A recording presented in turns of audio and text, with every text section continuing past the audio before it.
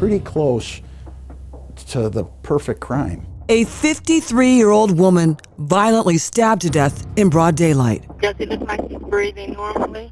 No, she's got blood coming out of her mouth. It doesn't look normal at all.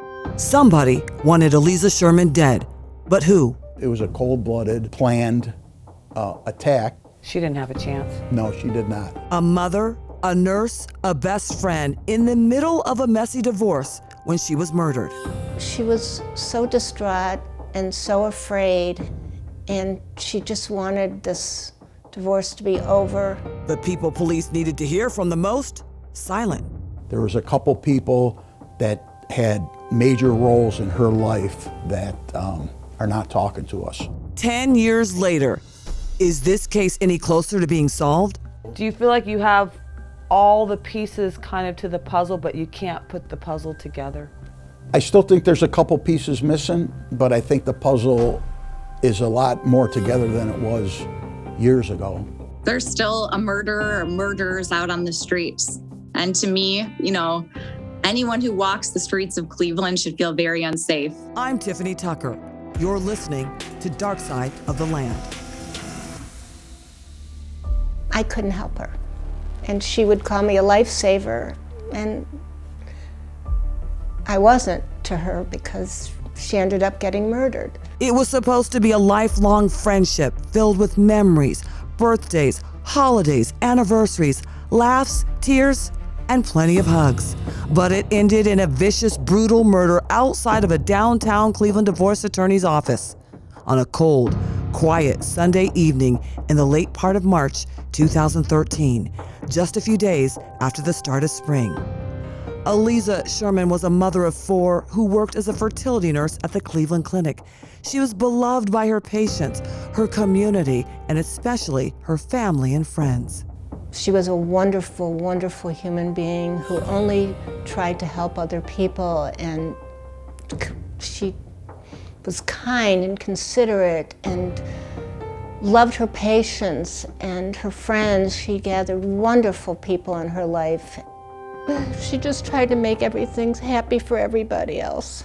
Jan Lash first met Aliza back in the 1980s when the two women were excited to learn they were both pregnant with boys. We were at a Lamaze class together, and around a circle we all discussed our due dates, and we both had the same due dates. And we just looked at each other and we bonded immediately, got together right after that and had lunch, and then we became inseparable. That first meeting of motherhood turned into a 28-year-long close friendship. I sat and talked with Jan in her beautifully decorated ranch-style home, where she described how she and Aliza considered each other to be more like sisters. All these cards are from her? I kept them all. Jan, getting emotional as she reads out loud to me the words written from her friend, plucked out of the piles of cards spread out across her entire kitchen counter. Happy birthday to my best friend and soulmate. Looking forward to 25 plus more years. She pauses for a moment as she reaches for another brightly colored card in that stack. She even jokes with me, saying Aliza always knew how to pick out the best cards that made her laugh and cry. Thanks for always being there for me. You always give me a reason to go on, to be happy. You're the best. Love you, Aliza. And like any friendship, Jan and Aliza had hoped to grow old together, watch their children grow up, and start families of their own. The pictures she shared showed a timeline of their life, their changing hairstyles and clothes throughout the years. You know, I spent hours down the basement looking at pictures and reminiscing. More of these. And here we were at my son's bar mitzvah. Just got home a little while ago. Long, long day. Hope all is well. Stay warm. Call me later. That is part of a voicemail Jan saved from Aliza, a bitter-sweet moment, comforting for her to hear her best friend's voice again. But standing in her living room and seeing her painfully process that she will never be able to talk to her again was difficult to watch. That was hard. Upsetting because the women used to talk to each other several times a day, sometimes chatting on the phone for hours. Jan knew Aliza's deepest secrets and tried to be there for her during what she describes as an unhappy, tumultuous marriage. Well, early in our friendship, she had told me about some things in her marriage that didn't seem right to me. And as time went on, I got more concerned and more concerned. Jan says Aliza wasn't happy in her relationship with her husband, Dr. Sanford Sherman. They lived in Beechwood, Ohio, an upscale, quiet suburb about 20 minutes east of Cleveland. Police were called to the family's home dozens of times. And what did they show up for? Someone would call from the house that there was something going on, and the police would come and check it out. It had something to do with their marriage and fighting going on, and someone would call the police. Despite the reports of domestic violence, Aliza didn't leave. She stayed in the marriage because she didn't want her children's life to be changed in any way. But by the beginning of 2013, the couple was deeply involved in a messy, lengthy divorce. Jan says Aliza wanted to start a new chapter in her life. They had even started looking for furniture for her new home. So we went in and we're walking through the showroom, and she showed me different living room sets, and she says, oh, and she said, I just want a little ranch somewhere just to, and put a purple living room set together, and she was so excited about starting her life. Jan says Aliza was also scared. She was so distraught and so afraid, and she just wanted this divorce to be over and move on with her life, though she knew he would never totally leave her alone. Someone Aliza knew recommended she contact a downtown Cleveland law firm known to be aggressive in divorce cases. She ultimately hired one of the firm's attorneys, Gregory Moore, to help her end her marriage. But Jan says Aliza started getting frustrated with how things were going. Her attorney called for a meeting on a Sunday, just days before the divorce trial was set to start. She told me she was going down to the to meet with Greg Moore. Her attorney, Greg Moore, and she said he's changed the time many times that day, at least 3 times, she said, and it was a weekend, and so I thought that was odd, and I said, do you want me to? Shall I go with you? And this was at 3:20, and she said, no, he keeps changing the times on me, and I'm halfway there already.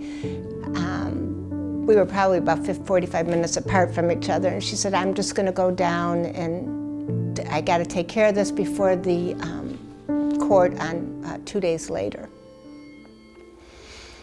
And she, I'm sorry. She went down there alone, and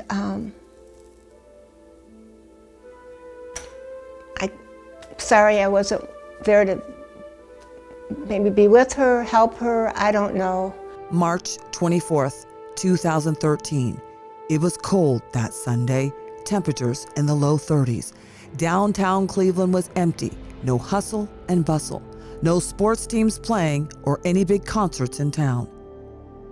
Jan holds her cell phone in one hand, scrolling through the text she and Aliza exchanged that day, not knowing it would be the last time the two would ever communicate. Feel like none of me or my life exists anymore. Never imagined it would go the way it did so long, so much pain. I tried to be strong, but some days it gets the best of me.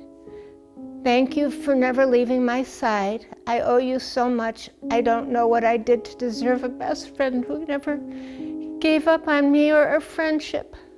One day I swear I'll make it up to you. And then I wrote her, your happiness is all I want for you. Next year will be a better Passover.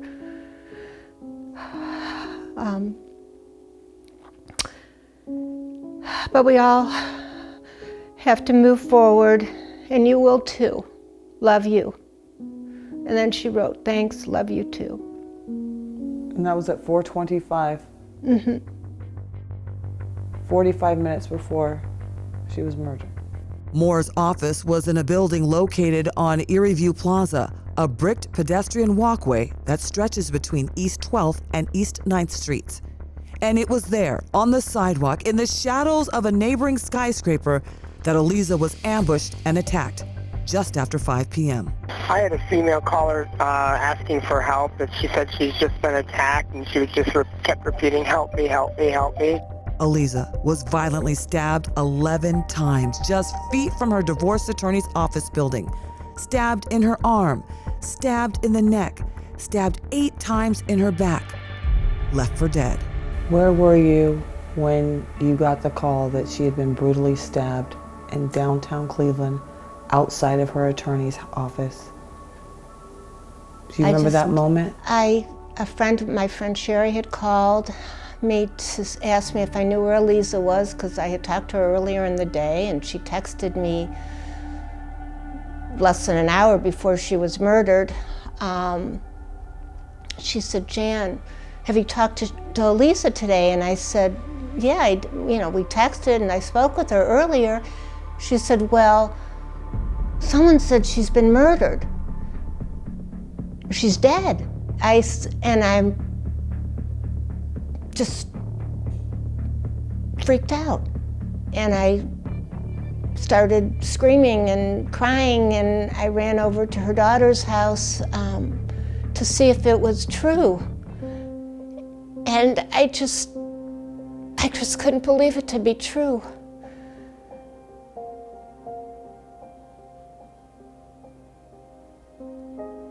I still grapple with that someone could take somebody's life like that and stab them 11 times. Someone wanted Aliza dead, but who committed the heinous crime? Grainy surveillance video captured a person dressed in a bulky coat running away from the scene. A security guard tried to help Aliza as she was dying on the cold concrete. The chilling moments captured in this 911 call. You can faintly hear her voice in the background. I'm at work right now. I heard her screaming. I ran down as fast as I could, and there's nobody around but me and her. She's Okay, bad. I'm going to get her some help. Just calm down. Let her know help is coming. Does it look like she's breathing normally? No, she's got blood coming out of her mouth. It doesn't look normal at all. Don't die, lady. Stay with me, okay? Just try to keep her still. Just stay. Yeah, Just don't move. sit still. Do not move, Don't lady. move. Please Yeah. do not move. Turn her on her side. Lady, I need you on your side. Yeah, so it'll right there. run right there. out. They're Yeah. coming, I promise. Stay with me, okay? Yeah, Oh they're my God. I see them. An ambulance rushed Aliza to Metro Health Medical Center, but sadly, she couldn't be saved. I was off duty, and I got a call from the on-call homicide supervisor. Ed Tombas spent nearly 33 years with the Cleveland Police Department. He's now the chief of police in a nearby suburb, Middleburg Heights. This is the first time he's spoken about the case in detail. And for this interview, he came to our studio. It's just a 5-minute walk down the street from where Aliza was killed. He sits down, adjusts his position in the chair, twists the cap from a bottle of water, takes a sip, and starts to reveal the details of this case that still haunts him. The phone call was, Chief, we had a young lady that was stabbed numerous times outside of a building, and I asked them what the circumstances were, and they said they weren't sure. They had a couple of people that they were interviewing, and that they were about to leave to go make notifications to the family. So the supervisor left the scene. By the time I got down there, I was talking to the uniform staff. There wasn't a lot of activity, but there were people working inside some of the buildings. So the detectives were doing a canvass, and they talked to a couple of workers that were downtown. But as far as witnesses, they didn't have anybody that really witnessed the event and exactly what took place. Dozens of bright yellow numbered police markers placed near and around the crime scene, now part of evidence in what would become an infamous murder investigation. There was blood There was some of her belongings that were there, and quite a few markers. Including her wallet. Yes. What did that say to you? Well, originally, you have a lot of thoughts when you get to a scene, particularly a murder scene, but you have to have an open mind about exactly what happened and how you're going to piece things together. Maybe somebody attempted to rob her, and then you see the purse there, so then you think maybe she fought back. Tamba was Cleveland's Deputy Chief of Special Operations, in charge of Homeland Security, the Homicide Unit, Bomb Squad, and officers on the street. He was on the force during big cases like Cleveland strangler Anthony Sowell, who killed 11 women and hid their bodies in and around his home. And he was there on the scene just minutes after 3 missing women were found alive in a Cleveland basement after 10 years of being held captive. Tamba left the department back in 2017, and still, Aliza's case is one he'll never forget. Just being in the profession for so long and being human, you do start thinking about, what may have happened, and you do run through scenarios in your mind. And what were the scenarios that ran through your mind? If it was a robbery that had gone bad because she fought or maybe resisted, why the numerous stab wounds. So usually a murder with a knife is a little more personal. The bloody knife, to this day, still hasn't been found. So there's really two investigations going on, trying to find out, doing background on the victim, and then find out exactly why she was there, what brought her down there at 4:45 on a Sunday afternoon. Well, we discovered that there was a very, very long, drawn-out, contentious divorce between Aliza and her husband. So they were not getting along for a very long time. Divorce proceedings were started, and they were dragging on for quite a long time, and that led us to the reason that she was down there. She was there to meet with her divorce attorney. So there's a lot of, I guess you could say, different moving parts, particularly in a domestic dispute. Being that you learned it was a domestic dispute, a long, dragged-out divorce, a messy divorce, as many people would say, would the husband be a person of interest or a possible suspect? Yes, for sure. Yeah, absolutely. Right off the bat. I mean, you have to look at that. As at times I've dealt with these situations before. They can be very uncomfortable, but did Cleveland police ever interview Sanford Sherman? He did not interview with us because he retained an attorney, and the attorney said, if you want to ask any questions, you have to go through me. We tried to go through him, but never responded. How does that happen? Well, the attorney asked if he was, can you name him as a suspect? We said, no, we'd like to interview him right now, but there's a possibility, and he retained an attorney, and that's the legal system. You do not have to talk to us. And another person close to her everyday life at the time also refused to speak with investigators. Aliza's divorce attorney, Gregory Moore. He's an attorney, and he has an attorney, so he has not talked to us, and he won't talk to us. I believe in the criminal justice system, and I believe in people's rights, but I also know that a woman was, brutally murdered, and we're out there trying to find out what happened, and we're not getting help from a lot of people that are very close to her. Gregory Moore might not have been talking, but the evidence was, and investigators got a break in the case with a little help. Well, there was some issues of him coming in and out of the building with a key card, which we couldn't prove that he was in the building that day, and we actually had another person that has to remain anonymous gave us some information that said, I never saw him, that he was, down there that day. And then what we heard is that he questioned the family as to, hey, I had an appointment with your mom and she never showed up. And then, so that was another reason why we kind of took a good look at him and we had the FBI help us with some cell phone tower data that proved that he wasn't down there. Investigators discovered the attorney who was supposed to help Aliza start a new life by representing her in her divorce sent text messages to her moments before and after her death, saying he was inside his downtown office, but he wasn't. In 2017, Gregory Moore spent 6 months in jail after admitting to detectives that he lied about being inside the office building the day of the murder.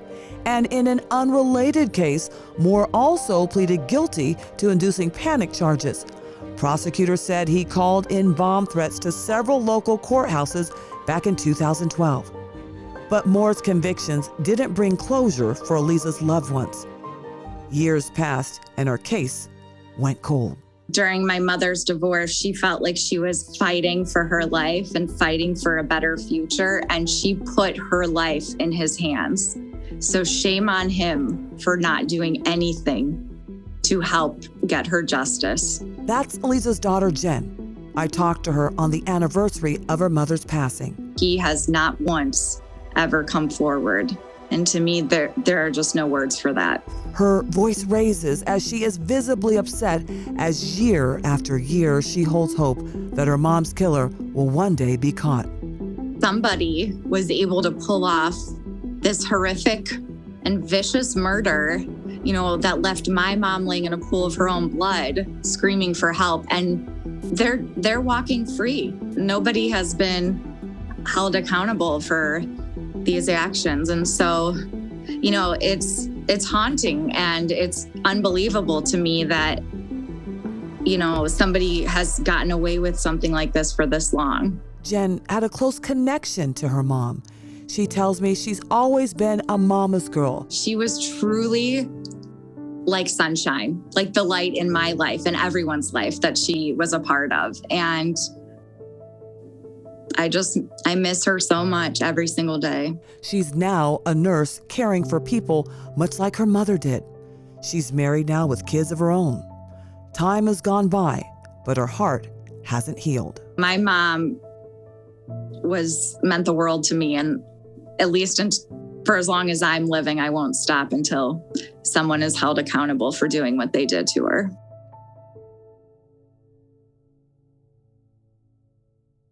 Jen isn't the only one not giving up on Aliza's killer being found. The Ohio Bureau of Criminal Investigation's Richfield office houses evidence from cases and a state crime lab. While we're there, a woman walks out from a secured door with her gun holster tight to her hip, wearing a blue scarf draped across her chest and white sweater. She has long brown hair, about medium height, and she's holding boxes filled with folders and paperwork, which she places on a Formica table. Are these documents from the Eliza Sherman case? They're related. I'm not allowed to thumb through them. I have to stand a few feet away, but it's just close enough to barely read a few labels. One catches my eye that says emails. How much evidence is this, and how many more boxes are there? We have a lot. There's a lot. Are there 10 more boxes, 5 more boxes? We have a lot. A lot. You can't say specifically. Guarding the boxes is BCI Special Agent Lindsay Mussel. Aliza Sherman's case just one of 40 she's been working on. Cleveland police handed the case over to BCI a little more than 2 years ago. Here's a woman who is devoting her life to care for other people, and then her life is taken from her. Mussel was a police officer back in 2013 at the time of Aliza's gruesome murder. The crime so callous, it immediately got her attention. So I think that's probably what stuck the most, was the emotion of that, is you have someone who's caring for someone else, and then to be killed in that way, I guess was quite a contrast. Now she's focused on trying to solve this decades-long cold case. And fast forward several years down the road, and you've been handed this case. BCI is equipped to do this work, and that's what we're gonna do. She points to the stack of boxes on the long table closest to her. Part of our process to review these cases is to go through items. So this being only part of it, I haven't actually been through this particular box yet. But that's part of our systematic approach, is to what's here. Let's find out what's here. What do we need? What are we missing? What don't we need? And kind of triage each piece as we go.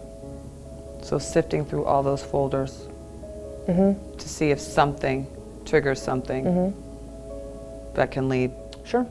Because it could be in here already. Potential clues that could crack the cold case. I don't know. I won't know until I look. So, and that's part of the thing that I'm trying to impress upon these surviving family members is we get mountains of things to go through, so it's not a quick process. Agent Muscle tells me BCI has all the investigative tools to find the killer, DNA technology, latent fingerprint examiners, and much more. I'm then escorted out of the room as Agent Muscle places those boxes of documents back into the secured area. I walk down the hall of the building on a tour of their resources. I'm divided by a thick glass window where two researchers are working in the DNA extraction room. The women are wearing masks and gloves, sitting just feet apart from each other, carefully separating samples to be tested on another case. Like, we're pretty much going to come in and analyze every part of that investigation. It's just constantly back and forth gauging what information do you have, what information do you need, comparing that information to what we know, what we don't know. And so that's just a continual process.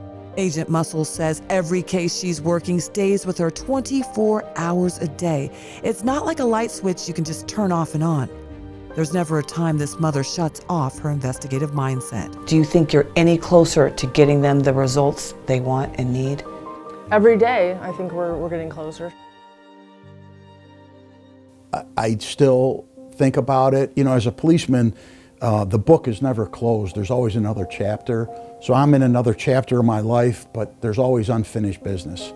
You know, we never leave it completely finished. There's always another story, or there's always one more case. But for retired Cleveland Deputy Chief Ed Tomba, this is one of those cases he just can't shake. I said, you know, pretty close to the perfect crime. I mean, I have a video of the murder, and I can't tell you if it's a male, if it's a female. I can't tell you the race. I can't tell you anything about the person.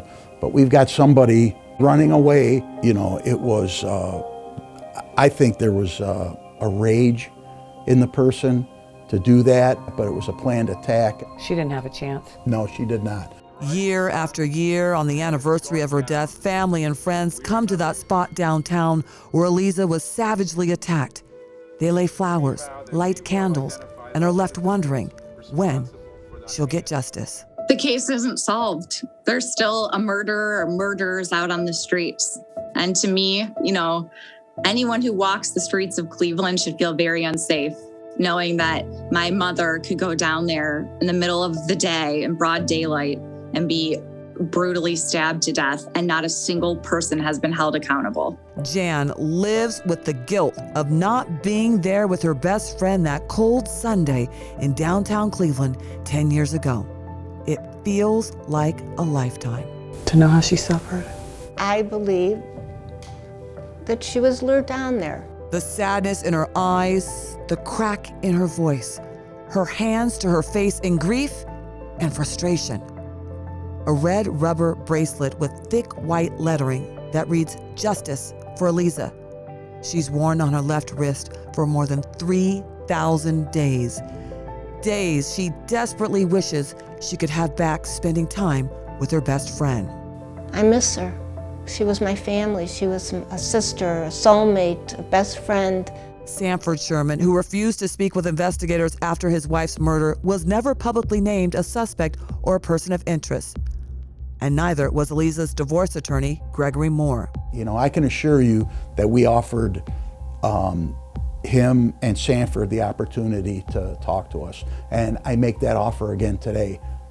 If you want to talk to the agents from BCI, please call them, talk to them, provide any information that you have to assist in the investigation. You think they will? No, I don't. Why? Because I think it's going to be up to law enforcement to figure it out. It's been quite a long time. 10 years. If they haven't by now, I'm confident that it's gonna resolve one day. You think they'll find the person responsible for killing Aliza Sherman? Yes, I do think they will. Why are you so confident? I'm confident that over time, people change, relationships change. Someone is out there that knows something, and I think eventually someone is going to say something. But despite no suspects or no arrests, Tamba believes time and technology will help finally identify Aliza's killer. I'm confident in technology changing, whereas maybe a piece of evidence can be tested now. Maybe there's a new technology. I'm confident that BCI looking it over again, I think, I like to say with a fresh set of eyes and a fresh perspective, maybe there was something that wasn't done or wasn't available to be done 10 years ago that's available now. My mom deserves some semblance of justice, and I strongly hoped and believed that we would have achieved that by now. I'm still hopeful because I know I will never give up, but it's very disappointing that there has not been an arrest made yet. The $100,000 reward in this case is still one of the highest rewards ever offered by Cuyahoga County Crime Stoppers, a local program that pays out cash to anonymous tipsters if their info leads to an arrest or felony indictment. You know, I've seen cases get solved 10, 15, 20 years later. I've had people come to my office and say, I've been thinking about this. I need to unburden myself, and that's what I'm hoping that, can you imagine knowing that and holding that in, the burden it would place on you? So when I say relationships change, that's what I'm talking about is, people change, they do have consciences, and they do have things that they want to unburden, and I would hope that one day that would happen. If you know anything that can help with this investigation, you can contact Crime Stoppers at 216-25-CRIME or the Ohio Bureau of Criminal Investigation at 330-659-4107. Please do the right thing. Come forward and just know that we won't give up and we won't stop, so it's just a matter of time. I'm Tiffani Tucker. Thanks for listening to Dark Side of the Land. Subscribe now for future episodes and find more Dark Side of the Land and photo galleries related to these cases at cleveland19.com.